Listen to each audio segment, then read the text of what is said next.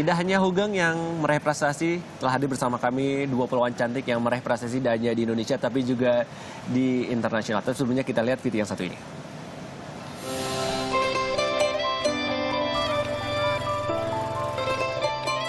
Bekerja sebagai polisi menjadi idaman sebagian besar orang. Tegas, disiplin, dan berani. Sifat yang selalu melekat pada sosok seorang polisi. Meski begitu, tak sedikit pula polisi yang memiliki sisi humanis dan menginspirasi kebanyakan orang. Sebut saja Bribtu Saladi.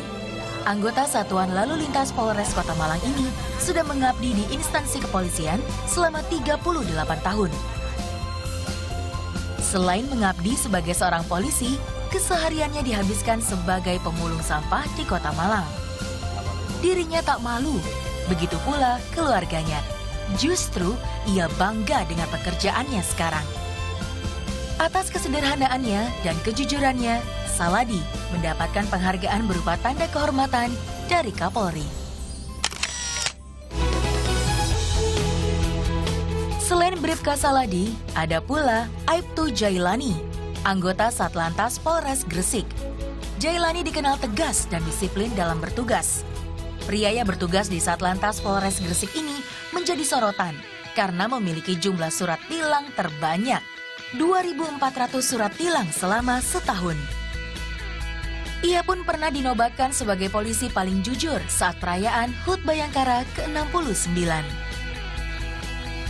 Tak sekedar menginspirasi, ada pula polisi wanita yang syarat akan prestasi di bidang olahraga, yaitu ada Bribda Vegi Septriani. Tidak hanya memiliki paras ayu, polisi wanita yang bertugas di Polrestabes Bandung ini menjadi inspirasi bagi rekan-rekan seprofesinya karena selalu memenangkan sejumlah kejuaraan. Terbaru, polwan yang sehari-hari berada di satuan Intelkam ini berhasil meraih medali emas di cabang menembak saat berlaga di PON 2016 Jawa Barat. Nah, berbicara mengenai polisi-polisi yang berprestasi, pagi hari ini juga sudah hadir wanita-wanita cantik, polisi wanita cantik lebih tepatnya ya Niko ya, dan juga banyak prestasinya. Selamat pagi kepada Bribda Vegi dan Bribda Anissa. Selamat pagi. Pagi. Nah, nih, kita lihat prestasinya ada di meja semua ini ya. Medali-medalinya sudah berjejer. Prestasi menembak dan taekwondo tentunya. Kita akan tanya-tanya dulu ke Bribda Vegi. Ini mungkin Vegi bisa Vegi aja panggilannya ya. Mungkin bisa cerita awalnya sudah belajar menembak dari kecil kah atau setelah ikut kepolisian baru belajar menembak? Mulai nembak tuh dari kelas 3 SMP. Sebenarnya dari kecil tuh udah dipegang senjata karena kebetulan papa kan atlet juga gitu. Atlet menembak juga. Iya, cuma saya lebih milih renang waktu itu. Cuma karena udah SMP itu udah puber, terus kalau renang tuh hitam atau gimana gitu kan. Jadi saya coba buat nembak aja, buat berhenti.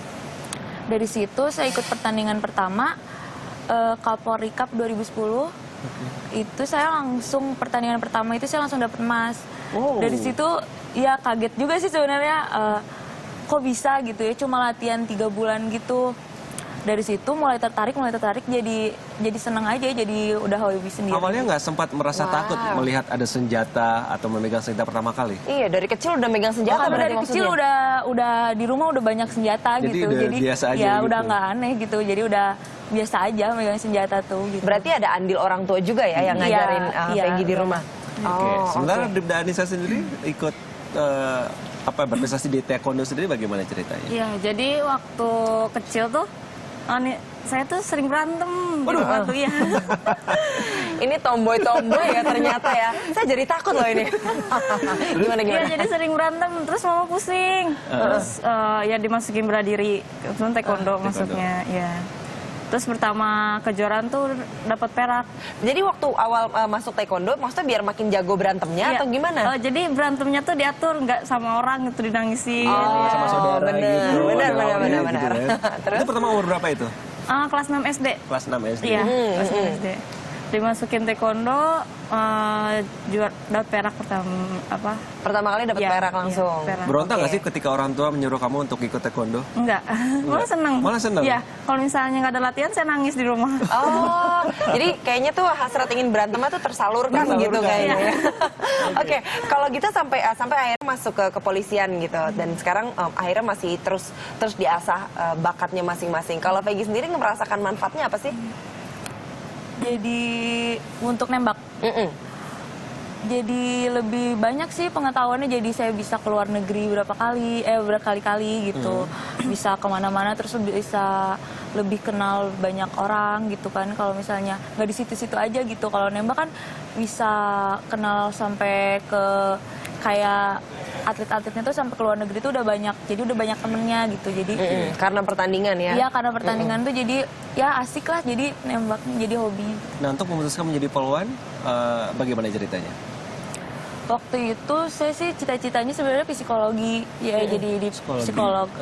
Tapi kebetulan karena di nembak tuh banyak senior polwan kan, terus ditawarin jadi ikut daftar aja polwan, ikut daftar polwan, diajak-ajak terus penasaran, ya udah coba-coba dulu aja.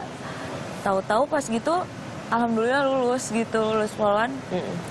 Ya udahlah, jalanin aja polwan ini, nggak apa-apa gitu, nggak. Nah, jadi terus setelah masuk ke polwan, kejuaraan atau prestasi ini tetap berlanjut bela diri menembak ini?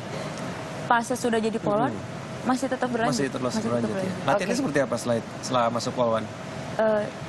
Kalau saya dari selesai pendidikan itu saya jarang kerja, malah jadi lebih sering ke nembak. Iya. Oh gitu. Iya, kerja itu cuma sebulan, pergi lagi saya 3 bulan ke TC kemana gitu. Terus saya masuk sebulan, beberapa minggu udah pergi lagi 6 bulan. Kemarin apalagi PON kemarin tuh dari bulan Januari sampai September.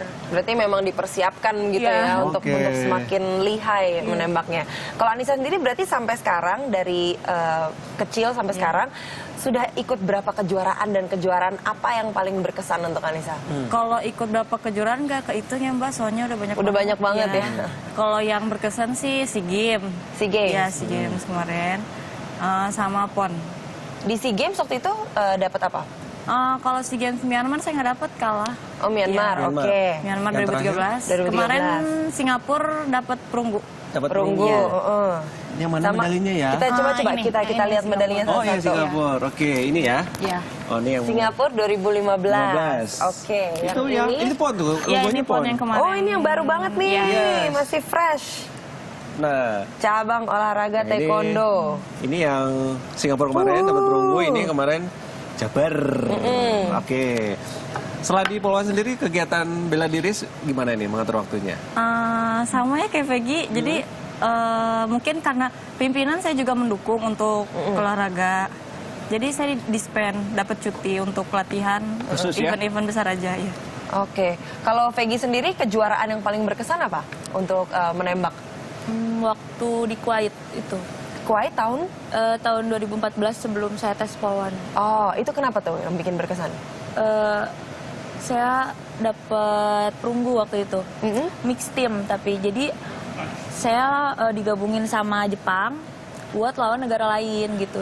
Oh, Buat oke. pertama kalinya itu event itu baru ada, jadi buat pertama kalinya kita nyoba event itu gitu. Terus saya langsung dapat perunggu pas itu. Langsung. Kalau Peggy apa nih medalinya? Saya juga jadi pengen lihat.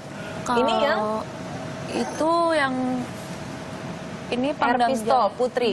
40 shots. Wow. Oke. Niko, kamu nggak boleh main-main loh nih. Itu juga di bawah sebelahnya. Oh iya, Nah, Peggy itu bawa apa tuh sebelahnya? Sampai sekarang punya senjata andalan nggak sih? Tipe apa, buatan mana sendiri? Iya, punya. Buat Apa yang itu? 10 meter, P44 Feral Bow. Oke, itu yang dibawa sekarang? Iya. Boleh dikasih lihat seperti apa bentuknya? Coba boleh dijelaskan itu senjata macam apa? Apa tadi? Apa namanya? P44 P44. Fenwer Bow. Oh, oke. Ini ada SOP-nya nih untuk senjata kan? Kalau megang senjata juga harus ada SOP-nya, tidak boleh sembarangan. Bener. Boleh dikasih lihat. Ini yang dipakai kejuaraan dari awal sampai terakhir? Atau pertama kali yang dipegang apa? Mungkin masih Ini ada dari senjata dari awal banget saya itu. ini. Jadi ini benar-benar saya nggak mau ganti banget gitu. Jadi Boleh diangkat nggak, Peggy? Biar kasih Dikasih lihat. lihat. Nah, Kenapa nggak mau diganti? Karena ya udah jadi kalau senjata tuh udah benar-benar kayak kalau ibaratnya udah kayak suami pertama lah gitu. Oh, Iya, suami pertama. Kalau Jadi bukan lagi kayak ada suami kedua. mobil gitu Iya, misalnya, udah mobil kayak gitu. suami pertama jadi udah bener-bener ini Oke. banget gitu kalau diganti. Ini jadi ini tuh stiker-stiker waktu semua pertandingan yang pernah saya ikutin. Ditempel di situ semua. Iya, jadi setiap pertandingan pasti harus nempel di sini gitu. Oke. Sebelum pertandingan atau kejuaraan ada ritual khusus nggak sih? Didoain atau dimandiin, Atau dimandiin. kayak keris gitu? Kamu, Ada, Niko? saya suka ngajak tidur bareng sebelum tanding. Wow, bener-bener kayak suami pertama ya kalau gitu ya. Enak banget senjatanya ya. Iya, bener udah. Kenapa Peggy? Coba, ini menarik loh. Kenapa kamu melakukan itu? Karena emang udah gimana ya, udah emang udah kebiasaan gitu. Jadi kalau misalnya nembak tuh kan lebih ke mental kan. Yes. Nah jadi kalau misalnya itu saya lebih tenang aja, jadi nggak mikirin besok gimana gitu. Jadi kalau saya emang megang ini tuh bener-bener ya udah tenang gitu, nggak Tenang, kepikiran. yakin, Ya, optimis gitu ya. Ya yakin, optimis Oke. buat. Akhirnya doanya terkabul. Iya Iya. benar. Kalau Anissa ada ritual tertentu nggak yang dilakukan sebelum pertandingan? Kan nggak. taekwondo nggak bawa alat-alat Iya. nih. Nggak ada sih Mbak. Cuman sikap saya sedikit berbeda. Kan kalau misalnya biasa tuh ketakilan. Tapi kalau mau tanding diem banget, saya nggak ngomong nggak apa Konsentrasi. diem ya. Oh, mengumpulkan semua energi gitu kali ya. Yes, yes, Aduh yes. ini menarik sekali loh. Mungkin ini pertanyaan terakhir untuk Anissa dan juga Peggy. Mungkin banyak sekali perempuan-perempuan di luar sana yang ingin bisa prestasinya segemilang kalian gitu. Ada tips-tipsnya nggak sih untuk perempuan-perempuan Indonesia di luar sana? Yes. Tipsnya mungkin jangan pernah nyerah sih, karena kalau gagal itu kan emang udah hal wajar. Jadi mending terus berusaha aja gitu. Karena semuanya itu nggak ada yang instan kan, pasti kita emang benar-benar harus bisa dari bawah gitu. Oke. Karena kalau instan tuh bisa aja sewaktu-waktu kita jatuhnya cepet gitu kalau menurut saya. Kalau emang dari bawah tuh emang kita udah punya apa ya? Persiapan mental. Iya udah Persiapan persiapan, mental. benar-benar persiapan karena kita emang udah dari bawah, udah ngerasain dari bawahnya kan gitu. Jadi kalau sewaktu-waktu jatuh kita emang benar-benar udah pernah ngerasain itu gitu. Ah, itu dia. Dari Anissa? Iya sama. Sama ya. Nggak ada yang nggak mungkin ya Mbak kalau misalnya kita mau berusaha. Nah, Tidak ada itu yang dia. mungkin kalau kita tidak usaha. Aduh, menginspirasi sekali perempuan-perempuan ini ya. Selanjutnya ada kejuaraan apa ya lagi yang kalian akan persiapkan nanti beberapa bulan ke depan? Saya tanggal 22 Oktober ini ke Vietnam, berangkat ke Vietnam. Ada pertandingan lagi? Iya, pertandingan lagi. Oke, kalau Anissa? gitu. Kebetulan saya nggak ada Mbak, soalnya kan saya lagi cedera kemarin. Jadi saya disuruh berhenti aja dulu. Oke. Cepat Pemulihan sembuh. cedera ya? Iya. Oke. Cepat sembuh dan good luck untuk semua pertandingan ke depannya. Semoga semakin banyak yang terinspirasi oleh mereka berdua ya. Terima kasih Dibda Vicky dan Anissa atas Oke. inspirasinya, dan setelah Indonesia Malaysia akan kembali dengan informasi menarik lainnya. Jangan kemana-mana, tetap bersama kami.